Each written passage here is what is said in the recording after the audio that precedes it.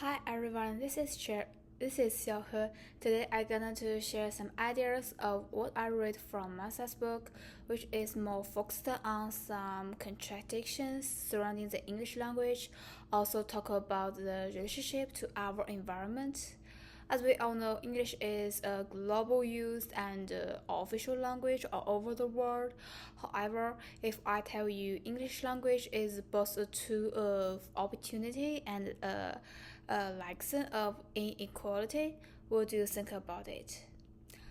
Motha explored these contradictions in her book and challenged that English is not a communicative tool but also a language combined with history, power, and privilege. The first and most important contradiction is the equality of the English language. People often think that learning English is a way to success and freedom, and English is a necessary for academic, advanced career development, and modernization. All over the world, people learn English to get a better job, a higher education. However, at the same time, English also exhibits economic and social inequality. As most society English exhibit economic and social inequality, which means English is not an ability. It's like a privilege to the upper class. Those who cannot receive a better education will be disadvantaged in society. For me, I think this contradiction challenges the idea that English is a good tool to help people improve, as the opportunity to get an English education was originally unequal. For my experience, although English education is compulsory for 9 years in China, some parents choose to send their children to private school rather than public school to get a higher and better education. Cause English teacher in private schools may give children a better and higher teaching environment, and there may even be some native English speakers as teachers. Also, English as a global used language may lead to linguistic imperialism. It's useful to have people from different cultural backgrounds and different places to share their ideas and cooperate through English language. However, the dominance of English often comes at the expense of other language and cultures.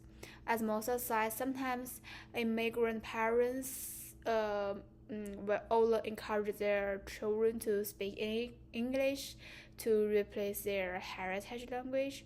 I think maybe because someone will worry that their generation's development and improvement will be hindered as keeping their mother language, their heritage language. Imagine that if the whole world all speak English language, what would happen?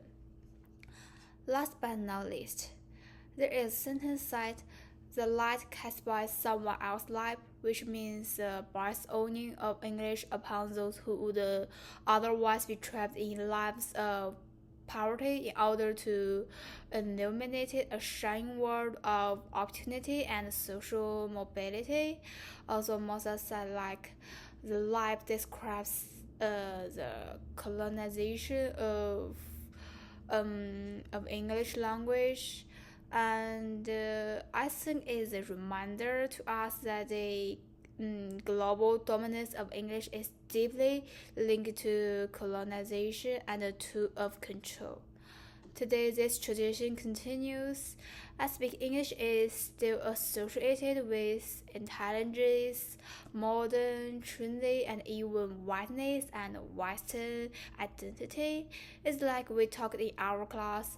In Canada, people always think that people who speak French and like American English and British English are closer to white people than people who speak Spanish. We could learn from the book that nowadays English as a commodity to be sold, associated through subtle means with leisure and a high-end lifestyle, and promoting obligatory for success within the broader English language skills is a sign of success. This contradiction makes us ask ourselves, do we learn English because we want to learn or we have to learn? As a student, I think these contradictions are hard to solve because it's related to many different aspects like economy, history, and other social factors. English actually gives me a chance to learn abroad in United States as a second language and help me learn more professional knowledge.